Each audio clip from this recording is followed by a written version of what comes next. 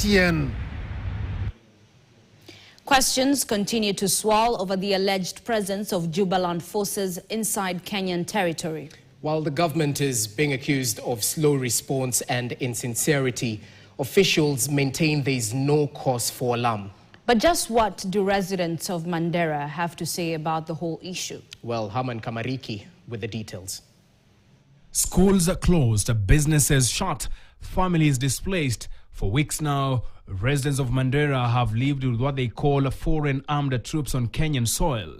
Wako hapa kwa shamba yetu, wanafanya training hapa, watoto wetu hawasomi, sisi hatulali usiku na mchana, tunaogopa. But to internal CS Kipchumba Murkomen, this is not the case. At the moment, there is no cause for alarm. There is no politicization of security is not necessary. I know there are some people who want to score cheap political benefits from it. Security analyst and ex-Special Force Officer Byron Adera says that the government denial may be less about fact, but more about buying time.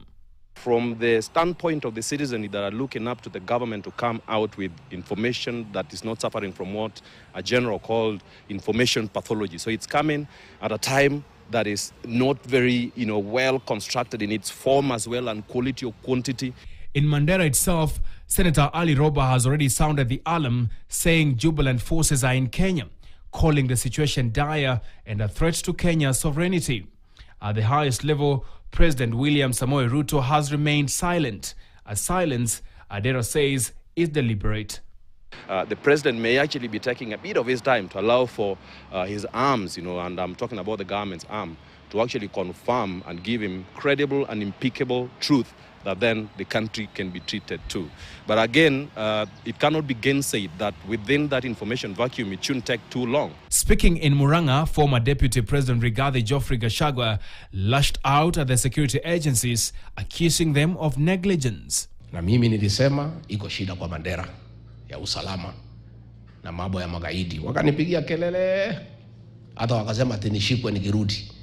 Sasa ile nilisema, kila mtu anasema namna hiyo. Na wewe waziri wa usalama unashindana na governor ako kwa ground.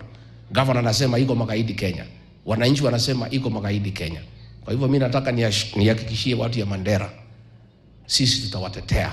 But even in silence, the situation is not without risk. Adera warns that miscommunication could open dangerous cracks.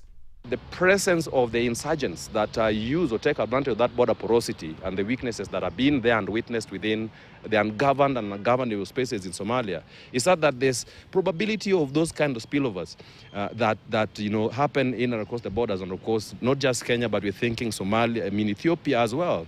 Somalia and Kenya have long had a troubled history, from maritime border disputes to frequent Al-Shabaab incursions.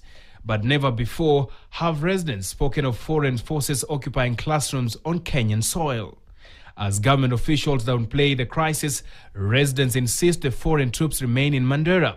One thing is clear, Kenya's border is under strain, and without clarity, the whispers of invasion risk turning into a full-blown national crisis.